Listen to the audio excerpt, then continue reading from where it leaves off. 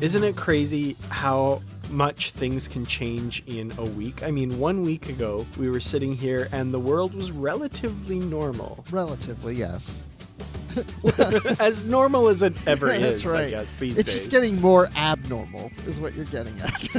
Definitely. I feel like I've been trapped at home for a week. And guess what? I've been trapped at home for a week. So. Yeah, same here. But I will say this. When I'm trapped at home like this, I think, well, this is what it would be like if I was on the starship. I would be trapped on the starship for maybe a week or so before we even get to our destination. Oh, that's a really good point. I'm going to have to start looking out the windows now and imagining I'm seeing stars streaking by or something. That's great. Yeah. Yeah. Well, welcome everyone to Positively Trek. I'm Dan Gunther, and with me, of course, is Bruce Gibson. Yeah, I'm in my starship. We're all in our starships this week. So, you know, if you're stuck at home like we are, I know a lot of people are stuck at home. A lot of people have no choice and do still have to go to work and that sort of thing as well. But I feel like there's a bunch of us kind of trapped and maybe not seeing a lot of positivity right now. So what we're here to do this week today is bring you a little bit of positive Star Trek talk as usual. So hopefully we can do that for you and make your day a little bit brighter today. Yeah, and I just want to mention real quick, the reason we're trapped is because of the coronavirus, obviously. But I'm just thinking, if anybody's listening to this episode years later, they're like, why are they all trapped at home? What happened? Did it snow? What? And it's important to bring that up because that's important to remember, is that we will get through this. There is another side to this. You know, we will be done with this at some point. But for now, it can sometimes feel like you're stuck in all of this. So, yeah, hopefully that end comes soon. Yeah, so everybody's stuck with us now. You're stuck with us. Exactly. Listen for the next half hour or so, and we'll all be stuck together. First of all, we should say that this episode is current up to the most recent Picard episode, which is episode 9, Et in Arcadia Ego, Part 1, the penultimate episode of Star Trek Picard. And I just really like saying that word, penultimate. So, Yes. So Bruce, what were your thoughts just briefly on that episode that we just watched a couple days ago? So I really like the synthetics on the planet, and I was surprised to see Brent Spiner walk out. Mm-hmm. I actually thought maybe the actors got lost on set and just walked into the scene and went, oops, I'm sorry, I'm not supposed to be here. But no, he was supposed to be there. I like the visual effects of the battle. Well, it's not, yeah, there was somewhat of a battle, but just like seeing them with the flowers and the Borg cube come through and being pulled down, I thought that was really cool. The flowers just remind me of something you'd see in the animated series. Mm-hmm. So that was really cool. And to see Seven and Elnor back just briefly, I was disappointed we didn't get a lot more of them, but we'll see what happens in part 2. So yeah, there's a lot of different things going on. And that's the thing. There was a lot going on. I feel like I had some questions where things weren't really fully answered for me. Again, and you and I talked about this before. It's like the last time Picard and team saw the Borg cube, the Romulans were on it. So I was expecting them to suspect that the Romulans are evading with the Borg cube. And when they crash landed and went to the Borg cube, I was expecting them to be prepared to possibly fight or deal with any Romulans that might be on board, but they seemed to act as if they knew Romulans weren't there. So there was things like that just didn't quite make sense to me. I felt like pieces were missing. You know, it's funny because the previous episode was called Broken Pieces. This one for me is Missing Pieces. Oh, I like that. Yeah. That was a really good point about the Borg cube that I had not thought of.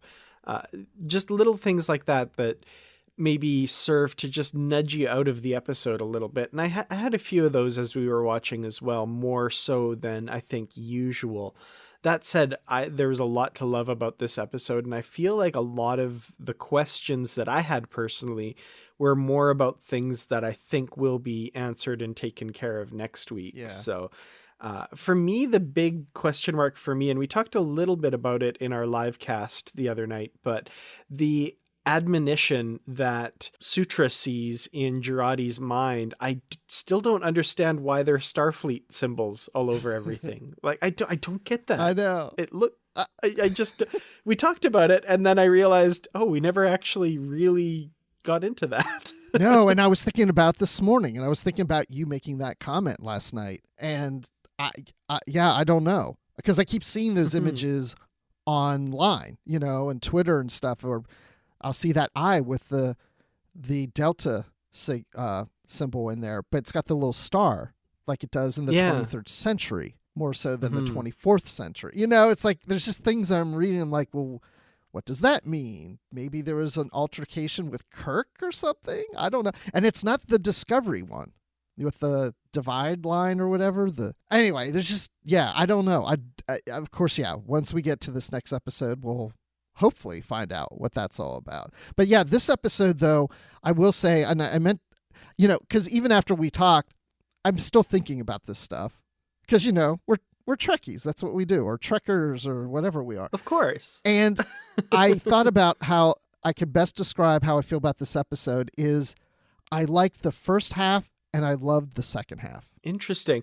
See, my thoughts were almost the opposite. I loved the first half of this episode, and the second half kind of left me with a bit of a confused face, just because, again, it's mostly just because it's part 1 of 2 and all those questions aren't being answered. But for me, like the space battle, the Borg, the crash, the going to the artifact and meeting up with Elnor and Seven again, all of that stuff I was over the moon in love with. And then when they meet the synths at Capelius, I'm not sure what's going on or who I'm supposed to be rooting for, or that stuff's still up in the air for me. So that's interesting. I like that we kind of had that perspective flipped. Yeah, I think I like the second half better just because I feel like this is where we've been trying to get to. Like this is now the end of the story.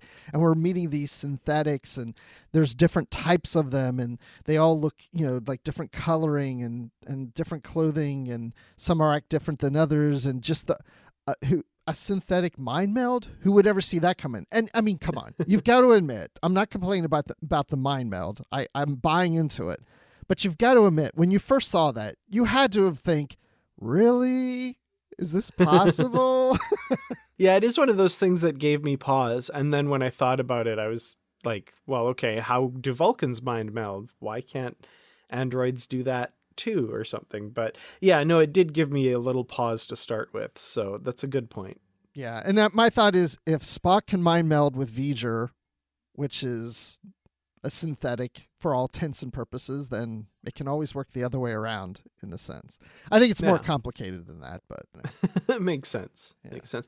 So speaking of where things are going and wrapping up, I guess let's talk a little bit about that trailer at the end. What did you think of that? And I have actually just watched this trailer for the first time just now, because here in Canada, watching it on Crave, that trailer is not appended to the end of the episode like it is on CBS All Access. So we've got, the usual brief 30-second trailer with some interesting stuff. What are your thoughts on that?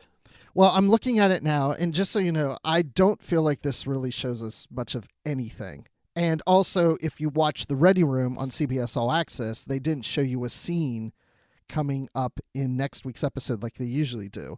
So they're hiding a lot of things from us on this one. Interesting, because I haven't had a chance to watch The Ready Room yet, so that's good to know. Yeah, when Will Wheaton's like, hey, we got a nice present for you, like we do always. Not this time. Wow. But certain things in this trailer, one of the earlier things I noticed is there's something building. Yeah, I saw that. I don't think it's a building. I have no idea what it is. Oh no, you know what I think it is? The transmitter. I was just about to say, yeah, that's kind of what I'm thinking. And I'm looking at the scene you're talking about now. So it's Girardi looking up into the sky as this thing is kind of assembling. Yeah. And yeah, it kind of looks like a transmitter tower possibly, or something like that. Because they said they needed to transmit a signal to these other synthetics wherever they are. Yeah, that makes sense. Because I had questions about that as well, but that does make a lot of sense. The scene that I'm curious about is this scene with Narek standing in the middle of the desert. Yep. And what does he say? So Rios asks, what are you doing here? And Narek says, trying to save the universe. So I'm curious the role he's going to play in all of this. What is Narek's role here? I find myself more interested in this character just based on this little bit in the trailer than anything in the last episode, really. Yeah. Well, he's also wearing something a little different. Like he's Mm-hmm. sleeveless, which I don't think was he before? No, he wasn't. No, he always, wore that kind of button down garb. Yeah. Yeah. I mean, he reminds me of Arrow from the CW series in this shot. I could see that. But yeah, I don't know. He's been wandering the desert, just trying to save the universe. I don't know. Yeah, I don't know who he's talking to. He's been through the desert on a horse with no name and is back to help save the universe, I guess. But do you see we see the back of the head of someone. It's blurred out of who he's talking to. I can't figure out who that is, though. It's funny because I say it was Rios saying, "What are you doing here?" But oh, is it? You think? Well, the shot of Rios and Raffi when he says that is them on the bridge of La Serena. Yeah. And this could still be. They could be looking out the front viewport, but that doesn't seem right. Yeah. So I feel like these are two different scenes spliced together by the looks of it. Yeah. Because he's on the bridge when he says, "What are you doing here?" And then all of a sudden, out in the middle of the desert, it's Narek saying, "Trying to save the universe." It could be on the view screen, but I don't think so somehow. I don't think so either. But now let me just point something out. Because, as they take scenes, they take clips, they rearrange them, and it can be very confusing. But after we see that in the trailer, we see several space battle scenes, which is what we're expecting. The Romulans are fighting, and we see flowers, so we get more flowers. Romulans and flowers fighting together. But 14 seconds in, we see Narek again, and it looks like that he may be talking to Raffi, and he is on their ship. But he's not wearing Arrow clothing.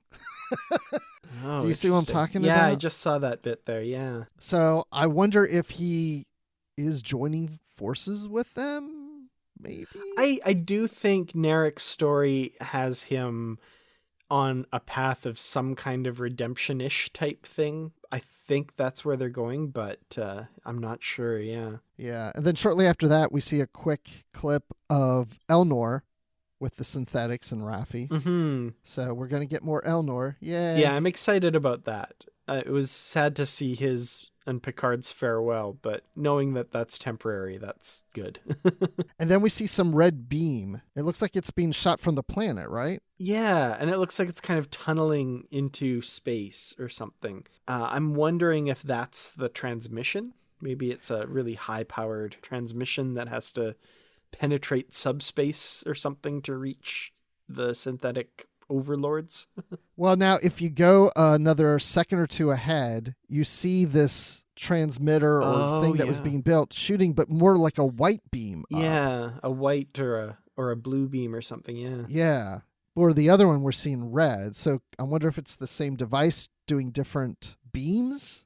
Yeah. Or something else? I don't know. But we'll know in just, a couple days. But I think the thing that I find really fascinating to me is right after that, there's something, looks like a flower in the sky that may be falling or something. And are those flowers coming up from the clouds, or maybe they're getting ready to go up into the atmosphere? Yeah. You see what I'm saying? At first when I saw that was like some crashed something on the planet. I'm not sure what that is. It looks like the launching of flowers. It looks like they're going up, I think, personally. I think they're just being deployed in anticipation of the Romulans' arrival. It looks like they're being very coy with how this is edited. I'm not seeing any Federation ships. Like, the only ships we see are Romulan, the Flowers, and La Serena. Like, there's no, does the Borg Cube get relaunched to take part in the fighting? Does the Federation show up? We don't know. They're being very careful here not to show any of that, if in fact that is in the episode at all. So you think we're going to see the Enterprise? Everybody is talking about that. I don't want to get my hopes up or be too anticipatory. So I'm going to say no. I don't think we see the Enterprise. Will I be absolutely thrilled if the Enterprise does show up? Yes. But I'm going to say I'm going to put my money right now on, the Enterprise doesn't show up. That's a good point. I don't know. Discovery Season 1 ended with the Enterprise showing up. Well, does Star Trek Picard end with an Enterprise showing up? I would love to see the Enterprise there, whether it's the E or the F. Mm-hmm. I'm fine either way with that. But I think I would just be almost as excited if I saw the Titan show up with Riker and Troy. That would be taking pretty back cool. Command. Just to see the Titan on screen. Yeah, that would be something.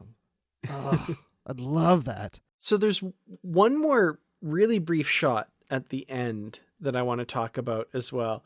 And it was kind of hard for me to get it to pause on the right spot because it's just there for a second, but we see this kind of hole in space emerging into, and you can see the planet through the hole, and on the sides of the screen there's these things approaching and looking like they're about to enter.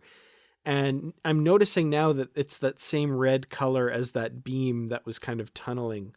So I'm thinking the blue beam or the white beam was the signal, like you said, and then this red thing is opening an entrance somehow. Portal or something, yeah. Yeah. And I've seen people online saying this too. I was looking at this like, what does this remind me of? This really reminds me of something. And to me, it's when the Chitauri are entering through that wormhole in the first Avengers movie over New York. That's what that looks like to me. Yeah, it does look like that. I don't know. We talked about this too last night. I think we're both hoping that it isn't something we've seen before. Like, yeah. Who's ever coming, it's not like, oh, it's the so-and-so. Oh, I should have, no, it's something totally new. We don't want to keep recycling things all the time.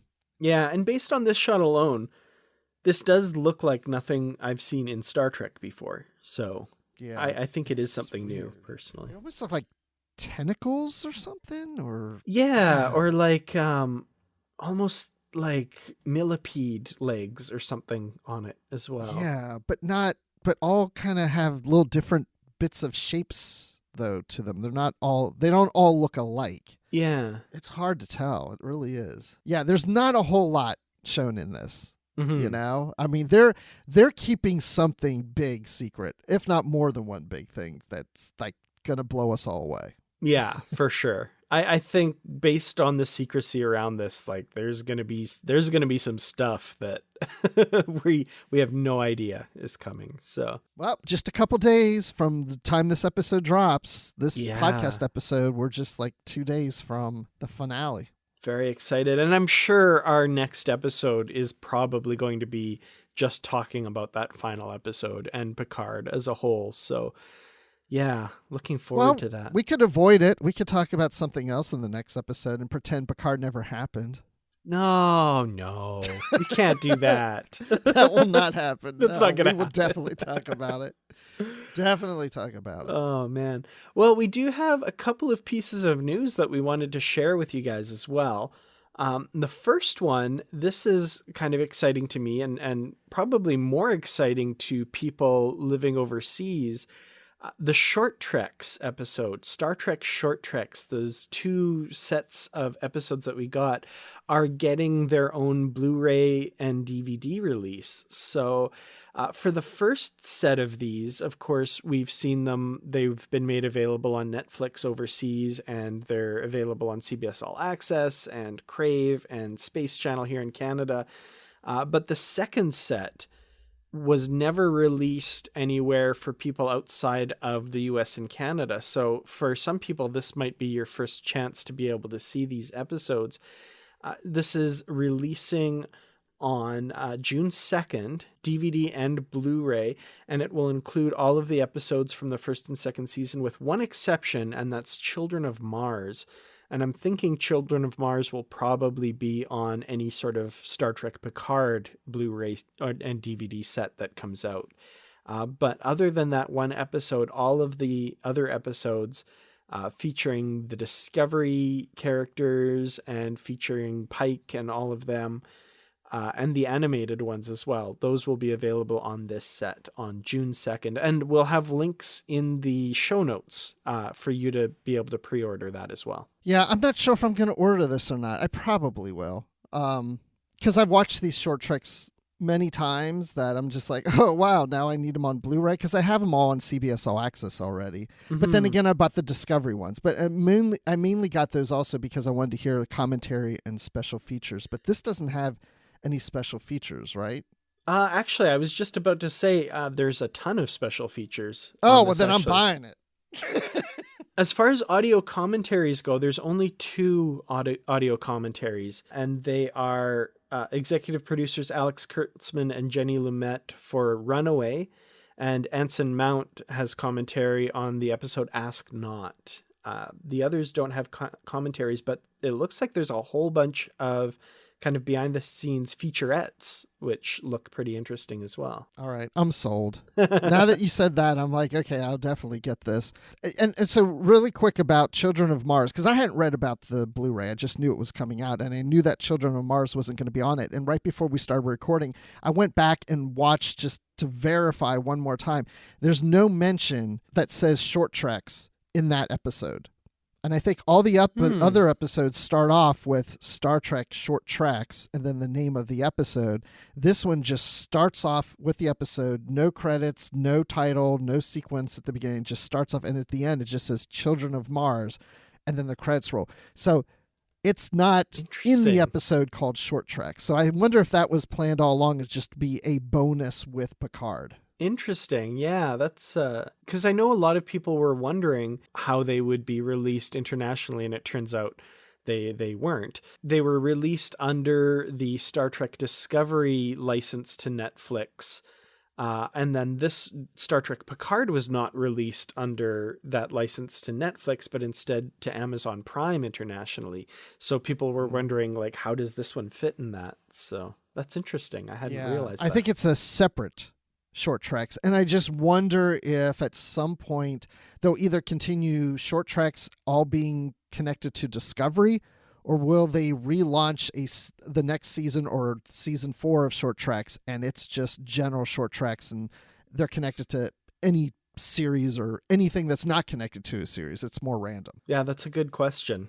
I'm not sure. We haven't gotten any notice of any new short treks other than saying, like, people think they're going to come again at some point, but no actual announcement as to what form that might take. So I hope they continue, because I really enjoy this format. I think it's a fun way to tell different stories that would not get told otherwise. I don't know. I hadn't thought about it. I just assumed there would be more short treks, but with, now we have Picard and we're getting Lower Decks and they're going to do other series. They may not feel like they need the short treks filler. And I don't mean when I say filler in a bad way. Right. I'm saying it was just like it was used to keep people entertained until the next season came, or to kind of build to the next season of Discovery or now Picard or whatever. Just keep the appetite wet. But now they may not feel like they need to do that. I don't know. Yeah, that's entirely possible. Again, I hope they still come, because I really like them. But yeah. It reminds us of the comics. What's it called? The Waypoint. The Waypoint comics are kind of like this, which we haven't been getting a lot of those either now. So. No, that's true. That's true. Well, there's another piece of news that I wanted to share with everyone, and this relates back to something that was announced a while ago. Well, teased, I should say, from Creation Entertainment. They were teasing that there was a big name star going to be at Star Trek Las Vegas doing their first Star Trek convention ever. We've now learned who that star is, and I think that, first of all, they should reprogram the replicators at Las Vegas to serve tossed salad and scrambled eggs, because the star that we're getting is none other than Kelsey Grammer, most famous as Dr. Fraser Crane in Cheers and the spin-off Frasier. But of course, in Star Trek, he played Captain Morgan Bateson of the USS Bozeman in one of my favorite episodes, Cause and Effect, from TNG's 5th season. So, Bruce, what do you think of this announcement of Kelsey Grammer doing his first Star Trek convention ever? I just wonder why it's his first. Why did he wait this long? You're here. No, I think it's exciting. I didn't realize he had never been to a Star Trek convention before. I'm not surprised that he hasn't been to one either.